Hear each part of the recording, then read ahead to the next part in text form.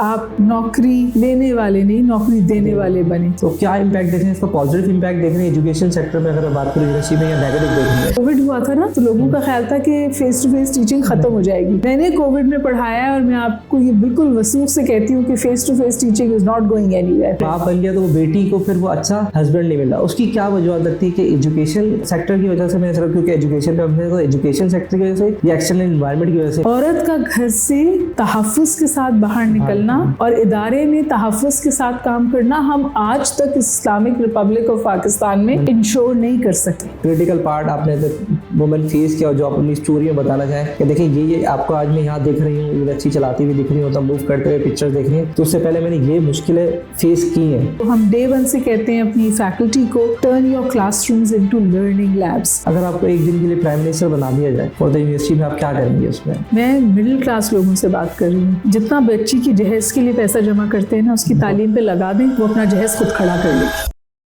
अस्सलाम वालेकुम, कैसी हैं मैडम आप? अच्छी, थैंक यू फॉर आपने मुझे इतना इंपॉर्टेंट टाइम दिया अपना।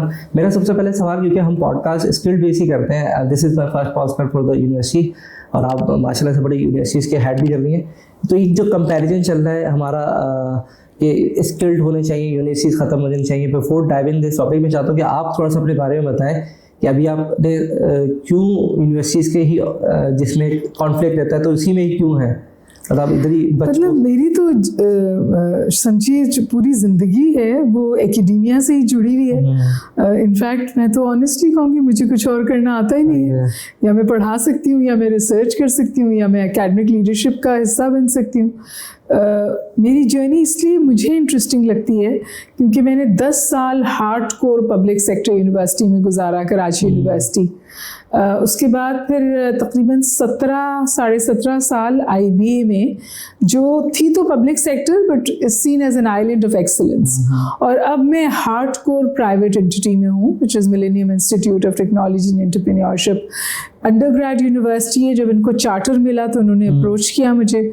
मैं बड़े अपने कंफर्ट जोन में बैठी थी IBA में, so I then chose to join them with the sole purpose के मुझे मौका मिलेगा एक यूनिवर्सिटी को बिल्ड करने का, क्योंकि जो बनी बनाई चीज़ होती है ना, उसको ठीक करना बहुत मुश्किल होता है, लेकिन नई चीज़ को अच्छी तरह से चलाना शुरू करना आसान होता है। तो कोई स्पेसिफिक गोल था कि ये गोल मुझे अब सेट करना है? बिकॉज इंस्टीट्यूशन तो एक पैटर्न पे चल रहा होता है कि आपने एक चीज़, एक जगह कंफर्ट जोन से निकल के आप इधर आए, तो कोई गोल सेट था कि इन बच्चों को ये चीज़ मुझे देनी, जैसे चीज़ें अपडेट होती हैं।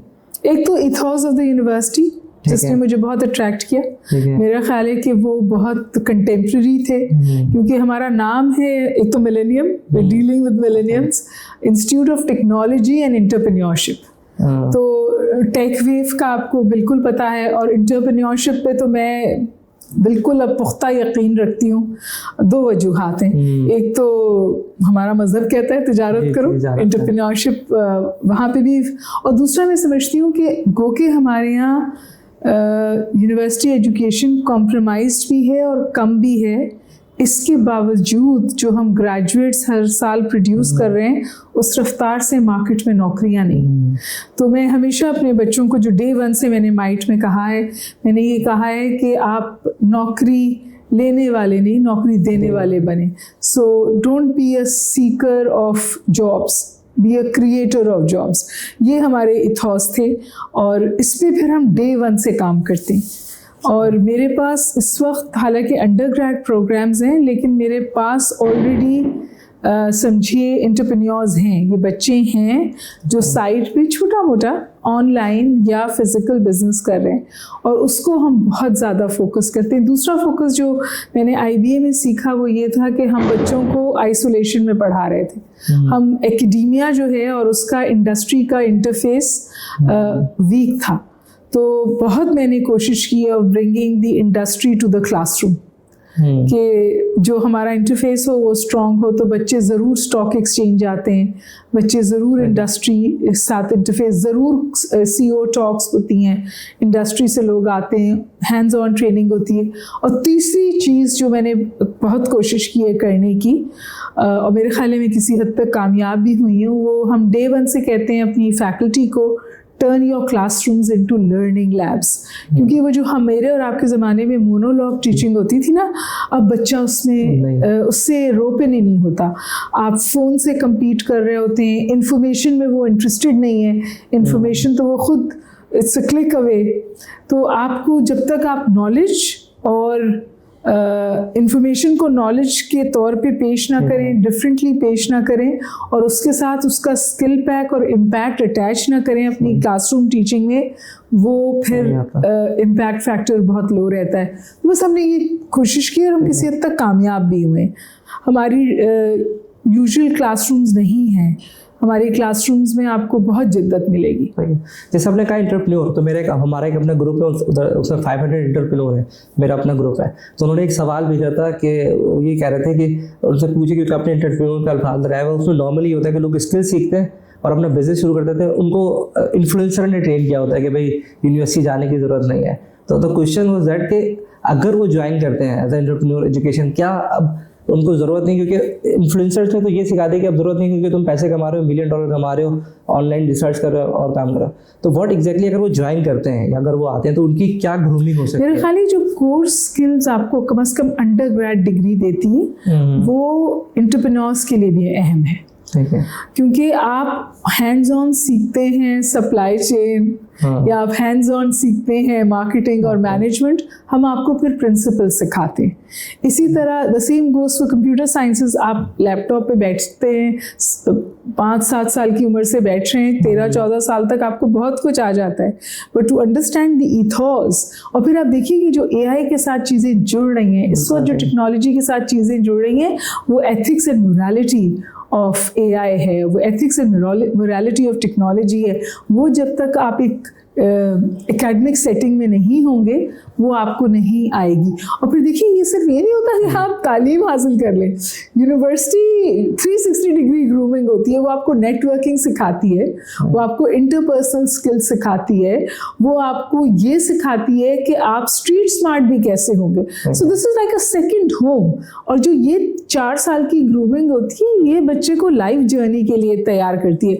तो मैं personally speaking I am a great believer in entrepreneurship, but I am also a great believer कि अंडर ग्रेड तक की तालीम हासिल करनी चाहिए। मास्टर्स, PhD स्पेशलाइजेशन है, उसकी तरफ हर एक को जाने की ज़रूरत नहीं है। अब ये जो देख रही हैं बहुत ज़्यादा कॉन्फ्लिक्ट चलता है कि अब यूनिवर्सिटी नहीं चलेंगे स्किल। आपने कोई यूनिवर्सिटीज़ के अंदर कोई ऐसा स्किल्स अब होगा तो क्या आप कहती हैं कि ये स्किल्स जो यूनिवर्सिटी के अंदर है ये सारी ज़िंदगी ख़त्म नहीं सकता? भले आप ऑनलाइन जितनी भी ट्रेनिंग, कोई एक ऐसा स्किल आप बता सकते हैं मुझे? सबसे बड़ा तो नेटवर्किंग है। नेटवर्किंग।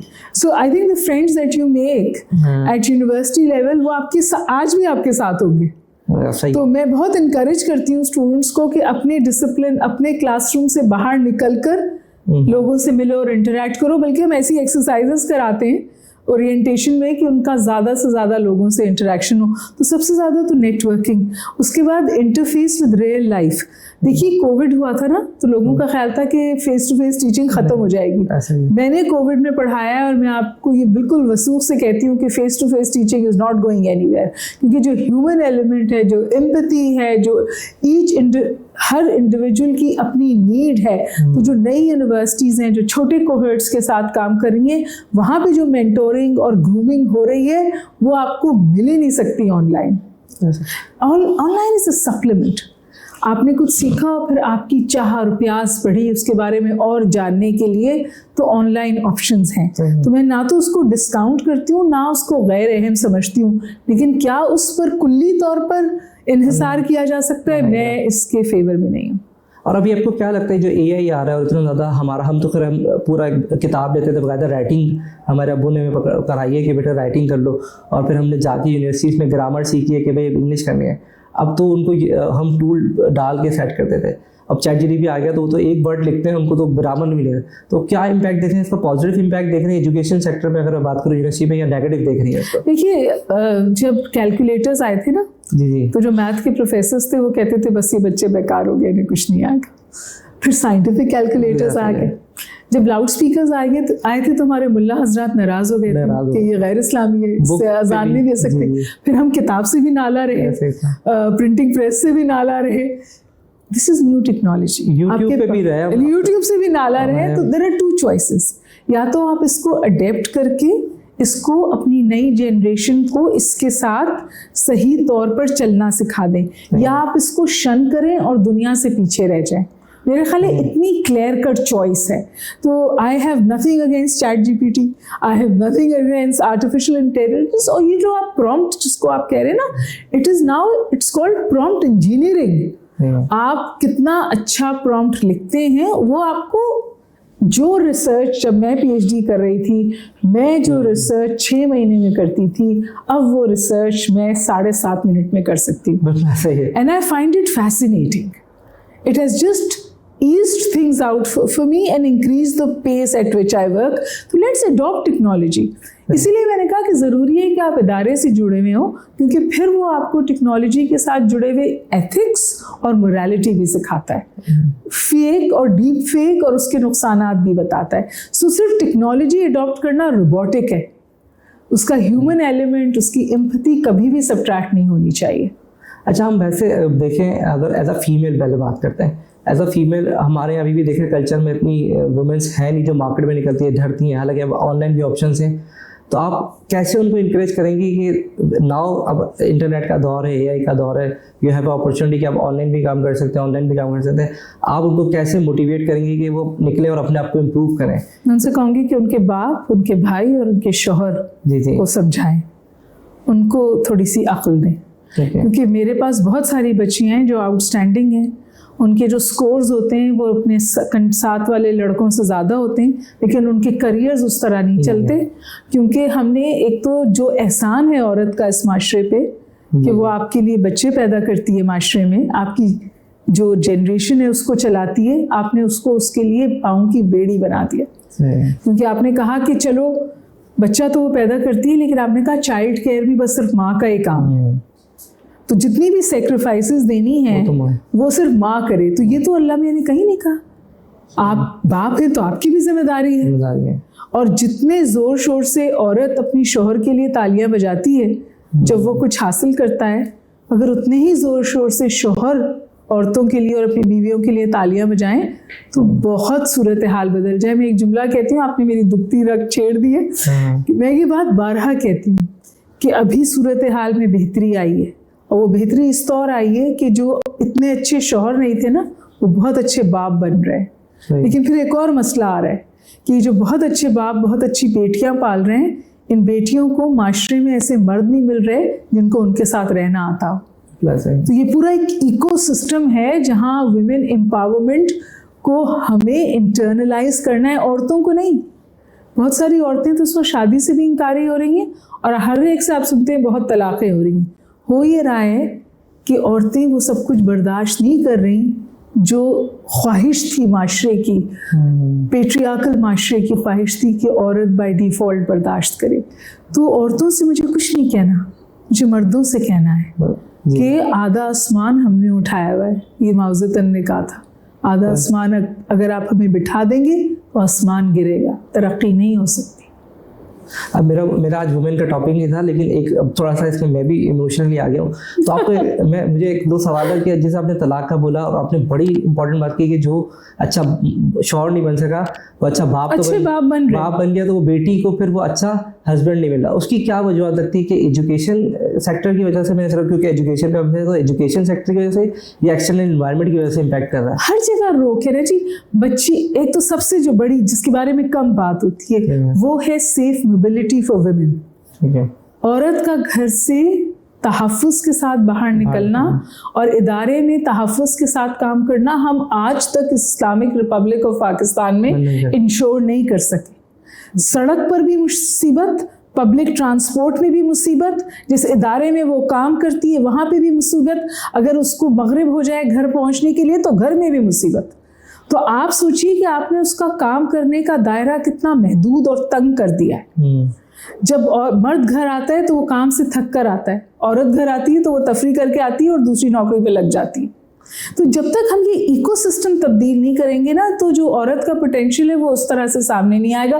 अब बहुत सारी औरतें पढ़ लिख गई हैं, उनको अवेयरनेस है और वो इसको रिजेक्ट कर रही हैं। और इसमें मैं बताऊँ, मैं ऐसी बहुत सारी लड़कियों को जानती हूँ जो पढ़े लिखे भी नहीं हैं, लेकिन उनमें इतना एंटरप्रेन्योरियल पोटेंशियल है, उनमें नेटवर्किंग स्किल्स हैं, और वो गांव में, छोटे छोटे गांव में इतना उम्दा काम कर रही हैं जिसकी हद नहीं। क्या हुआ है, सिर्फ एक शौहर या एक भाई या एक मर्द ने उसकी कमर पर हाथ रखा है और उसको सपोर्ट किया है। बच्ची को तलाक हो जाती है, बाज़ घरों में वो तलाक उसके लिए अजाब बन जाती है, बाज़ घरों में वो उसके लिए दोबारा खड़ा होने का मूजिब बन जाती है। और आज के दौर में हमारे पास तो बहुत ज़्यादा अपॉर्चुनिटी है जिसको अवेल कर सकते हैं। Is there any opportunity that exactly, क्योंकि फीमेल पार्ट को हम क्लोज करके आगे बढ़ते हैं, कि आज वो अपॉर्चुनिटी अवेलेबल है एजुकेशन की, एजुकेशन कैसे हासिल कर सकती हैं? ये हमारा आगे जाके क्वेश्चन भी है कि या पॉडकास्ट के थ्रू, इंटरनेट के थ्रू अगर आप वो ऑनलाइन अर्निंग भी कर सकती हैं अगर उनको बाहर निकलने का मेरा ख्याल है अवेयरनेस बढ़ानी चाहिए, इसमें तो कोई शक ही नहीं है। और मैं कहती हूँ कि विमेन एम्पावरमेंट इनकम्प्लीट है जब तक उसमें इकोनॉमिक एम्पावरमेंट ना हो, फाइनेंशियल इंक्लूजन ना हो। बहुत सारी औरतें पैसे कमा रही हैं, मैं आपको ये बताऊं, और जो औरत घर में भी काम करती है ना, अब ये इंटरनेशनली रिकग्नाइज्ड है कि अनपेड वर्क जो है ये जीडीपी का हिस्सा है। मतलब वो जो बच्चों को देखती है, वो जो बुजुर्गों को देखती है, वो जो आपका घर चलाती है, इस्लाम ने कहा है कि आपको इवन माँ दूध पिलाती है ना तो आपको उसकी उजरत देने आप पे वाजिब है। कितने आसानी से हम ये बात भूल जाते हैं। मतलब 4 शादियां याद रहती हैं ना, तो असर की 4 रकत अदा करने के काबिल हैं, और ना जो अल्लाह ने हकूक औरत के दिए वो देने के काबिल हैं। कितने लोग आप मुझे बताइए विरासत में खुशी से औरत को, बहन को हिस्सा देते? 80%। तो ये जो सिलेक्टिव यूज ऑफ इस्लाम है ना टू अपीज पेट्रियार्कल एंड्स, मेरे ख्याल है इसके बारे में भी बात करने की ज़रूरत है। मेरी जैसी औरतें बात करती हैं, मैं नहीं अच्छी लगती हूँ लोगों को, क्योंकि मैं बहुत साफ बात करती हूँ, लेकिन मैं अपने इर्द गिर्द ये बहुत अरसे देख कर और शायद कहीं कहीं इससे गुजर कर भी यहाँ पहुँची हूँ। आपने अपनी औरतों के लिए ज़िंदगी आसान नहीं की हुई। मैं हर मर्द से कहती हूँ, ये सोचो कल अपनी बेटी के लिए कैसा माशरा चाहिए और फिर वैसे मर्द बनो। कोई ऐसी स्टोरी आप जो आपने मतलब फीमेल इस माशरे से फेस की हो, ताकि जो हमारी वुमेन्स, ये मेरा एजुकेशन से वुमेन पे चलेगा, उनको मोटिवेट करें? मुझे लगता है ये भी इम्पॉर्टेंट एक पार्ट है, क्योंकि मैं भी बहुत सारी वुमेन्स को देख रहा हूँ, माशरे को देख रहा हूँ कि उस पर बात नहीं करती। ये भी मैंने लाइफ किया कि मुझे बात करना चाहिए, उससे मैं भी थोड़ा इधर जाना चाहता हूँ। कोई ऐसा अपना क्रिटिकल पार्ट आपने वुमेन फेस किया जो आप अपनी स्टोरी में बताना चाहें कि देखिए ये आपको आज मैं यहाँ देख रही हूँ, यूनिवर्सिटी चलाती हुई दिख रही हूँ, तब मूव करते हुए पिक्चर देख रही हैं, तो उससे पहले मैंने ये मुश्किलें फेस की हैं? बहुत मुश्किलें पेश की, मतलब इन द सेंस मेरे ख्याल हर ही औरत ने की होती है। जब मैंने कराची यूनिवर्सिटी ज्वाइन की तो मैं सेंट जोसेफ्स में पढ़ती थी, कदर लिबरल माहौल से कराची यूनिवर्सिटी गई थी, तो मैं छोटी आस्तीनें पहनकर यूनिवर्सिटी चली गई। हमारे जमीयत के दोस्त थे, उन्होंने ऊपर से मेरे ऊपर एसिड फेंका, जो मेरा बाजू तो नहीं जला लेकिन मेरी जीन्स मैंने पहनी हुई थी, उस पर वो एसिड गिरा। और उसके बाद जब मैं घर आई और मैंने ये वाक़या घर में बताया, उसके अगले दिन मेरे वालिदैन ने मुझे यूनिवर्सिटी नहीं भेजा, और उस वक्त मेरी तालीम को समझिए कदगन लग गई। क्योंकि हमारे माशरे में ये है कि हम जबर करने वाले को, ज्यादती करने वाले को नहीं पकड़ते, हम लड़कियों को घर में बिठा देते। मोहल्ले में लड़का छेड़ रहा है, घर से मत निकलो। स्कूल के बाहर कोई प्रॉब्लम हुई है, कल से तुम स्कूल नहीं जाओगी। सही है।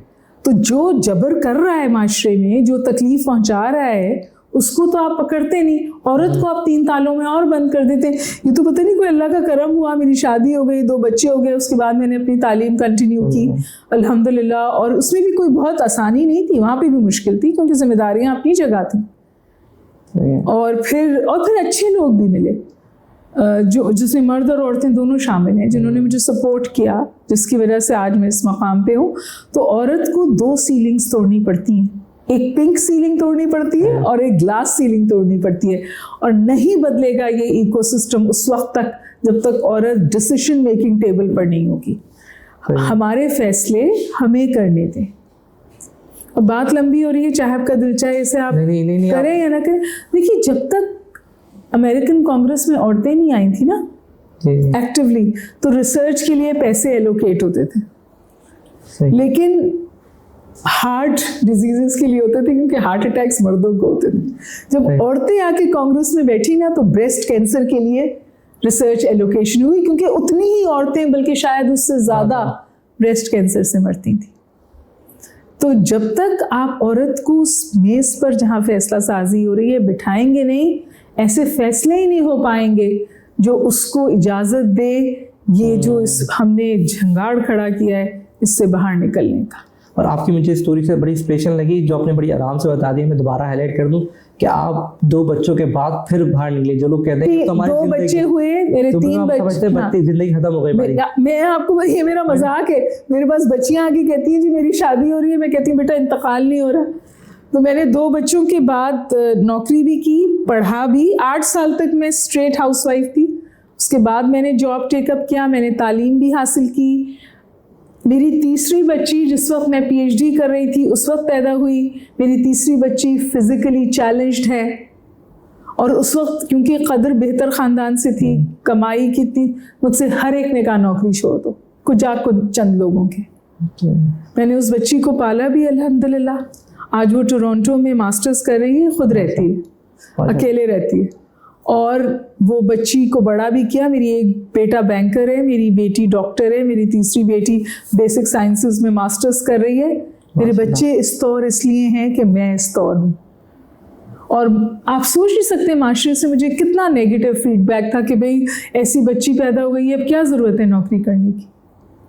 और हम इसी तरह कोई मर्द से कहते हैं नौकरी करना छोड़ दो, नहीं कहते, लेकिन हम at the drop of the hat औरत से कहते हैं नौकरी करना छोड़ दो। सबसे पहले पॉइंट ही नौकरी, पहली आपकी जो तलवार गिरती है ना वो औरत की नौकरी पे गिरती है। क्यों? क्योंकि अभी तक हम उस औरत को उस लेवल पे नहीं लाए जहां वो फाइनेंशियल कंट्रीब्यूटर। हमारा माइंडसेट अभी तक वहां नहीं पहुंचा। मुझे ऐसा लगता है कि वो हमारा माइंड ये बदल रहा है, ग्राउंड पे ये तेजी के साथ तब्दील हो रहा है। और मैं दोबारा कहूँगी हमारे मर्द अभी इसके लिए तैयार नहीं है। नहीं, मुझे ऐसा लगता है हो जाएगा। और मुझे आपको एक मैसेज और दे दूं, क्योंकि मैं भी यूनिवर्सिटीज़ और डेटा रिसर्च करता हूँ, उसमें बहुत ज़्यादा फीमेल डॉक्टर, इंजीनियर और बहुत सारी आगे की जाती हैं। और आप अगर देखें माशरे के अंदर आपको वो काम करती हुई नहीं देखेंगी। तो मैंने बोला यार ये वाकई में 100% है। अगर 50% से 60% फीमेल पढ़ती हैं, उनको हम बिठा देते हैं, पढ़ाने के बाद उनको बच्चे में लगा डॉक्टर बहू या डॉक्टर दुल्हन वो चाहिए, लेकिन वर्किंग डॉक्टर नहीं चाहिए। और मेडिसिन पे आपको पता है रियासत का कितना खर्चा आता है, बहुत खर्चा। मतलब किसी मेड स्कूल की भी बच्ची को घर बिठाना, तो मैं समझती हूँ किसी भी पढ़ी लिखी बच्ची को घर बिठाना जुल्म है। ये उसकी चॉइस हो सकती है, लेकिन फोर्सफुली घर बिठाना जुल्म है। और डॉक्टर को तो जितना बच्चा हमारे यहाँ, जितने लोग हमारे यहाँ सड़क पे मरते हैं ना, और जहाँ जहाँ हमें डॉक्टर्स की ज़रूरत है, अगर हम किसी मेड स्कूल की भी बच्ची को घर बिठाते हैं तो हम इस माशरे पे, इस मुल्क पे जुल्म करते हैं। और फिर आपके तालिबान तो जिंदाबाद। और उसके बाप ने, मैं देखता हूँ कि अभी मेरे पास रिसेंटली मेरी बेटी तो इतनी बड़ी नहीं हुई है, उन्होंने कहा था मेरी फीस जमा करा देना। तो इतना पैसा वो लगाते हैं कि जितने के घर में आप उसको नहीं लगता है। करोड़ रुपए का उस पर बच्ची पे खर्चा होता है। उसका बाप जितना लगा अच्छा बाप तो बन रहे हैं, और उसको उठा के आप एक जगह पे बैठा देते। ये मेरा भी एक दिल का पार्ट था। तो जो मैं तो अमीर लोगों से तो मैं बात ही नहीं कर रही, मैं मिडिल क्लास लोगों से बात कर रही हूँ। जितना बच्ची की जहेज के लिए पैसा जमा करते हैं ना, उसकी तालीम पे लगा दें, वो अपना जहेज खुद खड़ा कर लेगी। जबरदस्त बात है, ये तो अलग से निकल रहे हैं। और मैं बिल्कुल middle class, lower middle class की माओं से और बापों से बात करना चाह रही हूँ। मत बनाए सोना उसको यूनिवर्सिटी भेज दे, वो खुद बना लेगी। और आज के दौर में तो और ज़्यादा मजबूत तरीके से जिंदा रहेगी और किसी की जुल्म बर्दाश्त नहीं करना पड़ेगा उसे। और मुझे कहते हैं आज के दौर में अगर हम बात करें तो आज के दौर में पैसा बनाना बहुत आसान मुझे लगता है, क्योंकि आजकल टेक्नोलॉजी है, इन्फॉर्मेशन है। आपको समझ नहीं आ रही कि आपकी बेटी क्या कर रही है, आपकी बहन क्या कर रही है, आप इंटरनेट पे जाके पढ़ सकते हैं, समझ भी सकते हैं। दूसरा एक और बड़ा फैक्टर ये कि जो स्टीम एजुकेशन है ना, science, technology, engineering, AI, math, अभी भी इसमें ख़वातीन की तादाद कम है, क्योंकि हम इनकरेज नहीं करते, उनको अवेयरनेस नहीं देते, उनको इंटरफेस नहीं देते। मतलब मुझे वो ज़माना याद है जब इंजीनियरिंग यूनिवर्सिटी में 2 या 3 लड़कियां होती थी, अब तादाद बढ़ रही है। लेकिन अभी भी जो टेक रिलेटेड सब्जेक्ट्स हैं या जो हार्ड कोर टेक्नोलॉजी की फील्ड्स हैं, उसमें ख़वातीन की तादाद कम है। अब आ रहे हैं, मेरे पास कंप्यूटर साइंस का वर्टिकल है, बच्चियां ऑप्ट कर रही हैं, अब आ रही हैं। बट अल्लाह मियाँ ने तो कभी कहीं भी नहीं कहा कि उसने फ़हम, अक़ल, दिमाग कम दिया है। नहीं है। कोई ऐसा मैसेज हमारे व्यूअर्स जो कि एंटरप्रेन्योर हैं, एज ए यूनिवर्सिटी आप चांसलर भी हैं, सारी चीज़ें भी लेके, ये एक मैसेज अब उनके लिए लाजमी होना चाहिए कि आपने, क्योंकि मैंने देखा आपकी सोशल एक्टिविटी भी है, कोई उनको एक ऐसा मैसेज देना चाहिए? देखिए, मेरा मैसेज बहुत सिंपल है।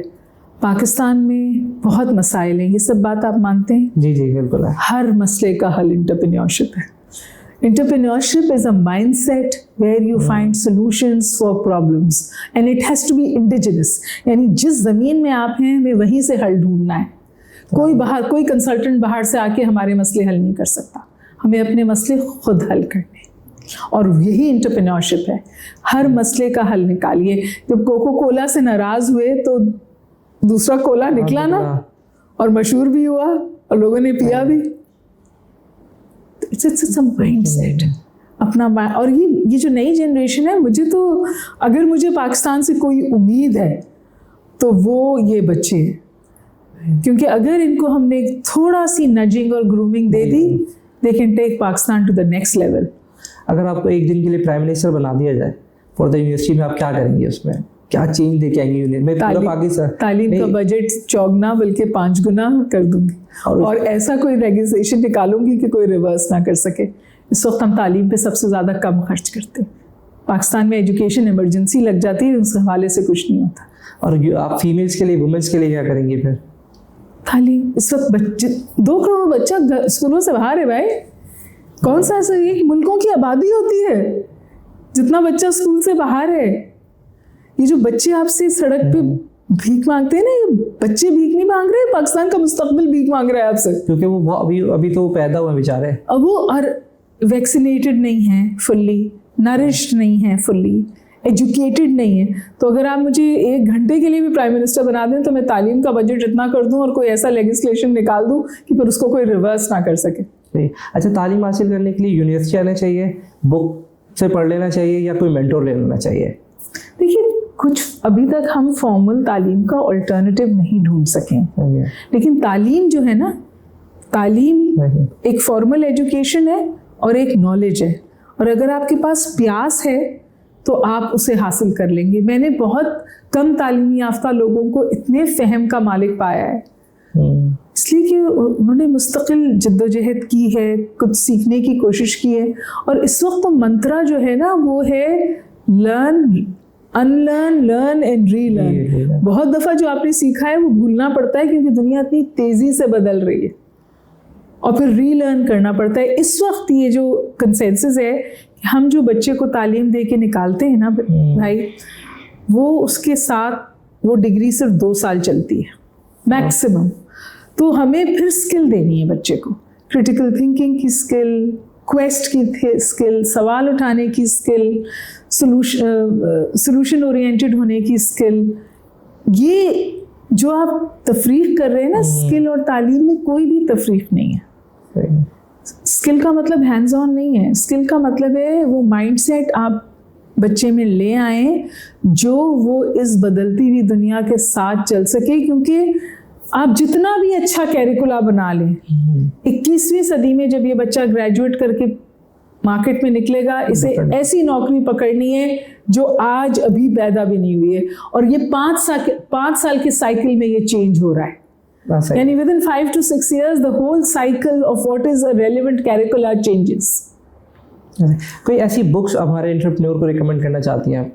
This is I am not an expert on entrepreneurship. नहीं, ऐसी यहाँ पे स्टूडेंट्स को रिकमेंड कर। मेरा दिल चाहता है कि मैं किताब से ज़्यादा जो मेरा बहुत दिल चाहता है मैं बात करूँ, वो मुशाहिदा है। मतलब आप कहीं भी खड़े हो जाए ना और मुशाहिदा करें तो आपको कोई मसला होगा और उस मसले का हल जो है वो आपको मिलेगा। और ये this is what entrepreneurship is being done globally. लोग ऐसे सॉफ्टवेयर्स क्रिएट कर रहे हैं, कोई कहीं जा नहीं रहा, कुछ भी सॉफ्टवेयर ऐसा क्रिएट कर रहे हैं कि कल जो है वो स्टोर मैनेजमेंट बेहतर हो जाए, स्टॉक टेकिंग बेहतर हो जाए। ठीक है, so I think this is a world where you learn every single day. मेरे जहन में इस वक्त कोई किताब नहीं आ रही जो मैं आपको एज ऑफ बता सकूं, लेकिन मुझे ये ज़रूर लगता है कि मुझे अपने इर्द गिर्द बहुत सारे मसले नज़र आते हैं। फॉर एग्ज़ाम्पल, आपने भी बात की लड़कियाँ, तो कोई प्लेटफॉर्म बना दें जहाँ लड़कियों को एक्सेस हो, अवेयरनेस हो टेक नॉलेज हासिल करने की, या नेटवर्किंग की। मतलब हमारे यहाँ मसला ये है कि वो काम कर रही है, नेटवर्क नहीं है, किसी और को उनके काम का पता नहीं चल रहा है। सो अभी मुझे लगता है बहुत छोटे छोटे हल हैं बहुत बड़े बड़े मसलों के, लेकिन रियासत तो बिल्कुल इट हैज़ एब्डिकेटेड, रियासत नहीं कर सकती, मैं और आप कर सकते हैं मिलकर, प्राइवेट सेक्टर कर सकता है, पब्लिक प्राइवेट पार्टनरशिप कर सकती है। नेक्स्ट 5 ईयर में आप अपने आप को कहाँ देख रहे हैं, क्या इंप्रूवमेंट करेंगी, क्या एजुकेशन हासिल करेंगी, क्या आपको लगता है कि मैं अब क्योंकि बच्चे पढ़ रहे हैं आपको फॉलो कर रहे हैं तो वो आप क्या एजुकेशन हासिल करेंगे next 5 year? I write, I am an author, मैं किताबें एडिट भी करती हूँ, लिखती भी हूँ, so I would like to write more. अभी मैं एक किताब पे काम कर रही हूँ, लियारी की एक किताब है उस पर काम कर रही हूँ, एक और किताब है ग्लोबल पॉलिटिक्स पे, उस पर काम कर रही हूँ। तो हाँ, किताबें लिखने का शौक है, किताबें लिखना चाहती हूँ, वक्त नहीं मिलता है, दिल चाहता है और वक्त हो। कोई ऐसा स्किल सीखना चाहती हैं कि ये मुझे लगता है कि ये मुझे AI सीखने का बड़ा शौक हुआ है, थोड़ा थोड़ा सीख रही हूँ। So I really want to go online and learn more about this. I want to learn about prompt engineering. I want to learn about ये क्या कहते हैं इसको? ChatGPT। हाँ, ChatGPT वो मैं यूज़ करती हूँ, लेकिन मेरा ख्याल है कि मैं उसको अभी मिनिमल लेवल पे यूज़ कर रही हूँ। I'd like to get more sophisticated with it because I think it's a fantastic tool. और ये अगर हम इसके साथ नहीं चले तो ये हमें पीछे छोड़ देगा, क्योंकि अभी उसमें कंटेंट भी राइट हो रहा है। तो आपने ट्राई किया कि जो आप बुक लिख रही हैं आप ChatGPT से ट्राई मैं उसको बहुत दफ़ा अपना ख़त उससे सही कराती हूँ, वो आपको, मैं अपने ईमेल्स भी उससे बहुत दफ़ा सही कराती हूँ, एंड व्हाई नॉट।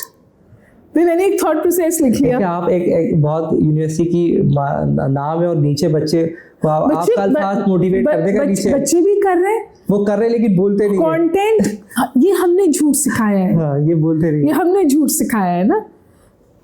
दुनिया जो है वो असाइनमेंट बेस्ड और ओपन बुक एग्जाम्स पे चली गई है, लेकिन फिर वो ओरल कंपोनेंट देखिए हमेशा तोड़ आ जाता है। इस वक्त अच्छी यूनिवर्सिटीज़ जो हैं वो एक ओरल कंपोनेंट जो है वो इंट्रोड्यूस किया है उन्होंने असेसमेंट मैथडोलॉजीज़ में। हाँ, हमें अपनी असेसमेंट मैथडोलॉजीज़ बहुत ज़्यादा देखनी पड़ेंगी, क्योंकि ये जो हम 17 सफ़ों पे नंबर देते थे ना, अब 17 सफ़े कोई और लिख के दे रहा है, तो वहाँ नंबर हमें असेसमेंट मैथडोलॉजीज विल चेंज। तो हम बजाय कि बच्चों को रोक लगाएं, शायद हमें ये फैसला करना है, शायद हमें ये सोचना है कि ये जो नई टेक्नोलॉजी है ये हमारी लर्निंग मैथडोलॉजी में, हमारी टीचिंग मैथडोलॉजीज़ में, हमारी असेसमेंट मैथडोलॉजीज़ में किस तौर इनकॉर्पोरेट करें कि ये एडवांटेज बन जाए, बजाय कि हम ओल्ड स्कूल के तौर पर एक चीज़ से जुड़ जाएं कि जी पहले rote learning is becoming obsolete, ठीक है ना। जो बच्चे रोट लर्निंग करके नर्ड्स होके बहुत अच्छे नंबर लेते थे वो मार्केट में आके नहीं परफॉर्म कर पाते थे। So there are other skills that you need to learn other than the core curricula और the core teachings that happen in the universities. तो एक स्किल अगर वो सीखना चाहे आपकी नज़र में कि ये स्किल्स मुझे लगता है अच्छा, बस आखिरी सवाल, हर दिन नई स्किल सीखनी है भाई, एक स्किल का तो ज़माना गुजर गया, बस हर दिन नई स्किल, हर दिन it's a constant learning process. हमें तो ये रोज नया सीखना है। और आप लोगों की तो अभी पार्टी शुरू हुई है, हमारी तो ट्विलाइट ईयर्स है, हमें भी रोज सीखना है to remain relevant. That is the new world, that is the new era, that is the new age. और इतनी तेजी से चीजें तब्दील हो रही है। I think the best message that I can give is that keep pace with the change.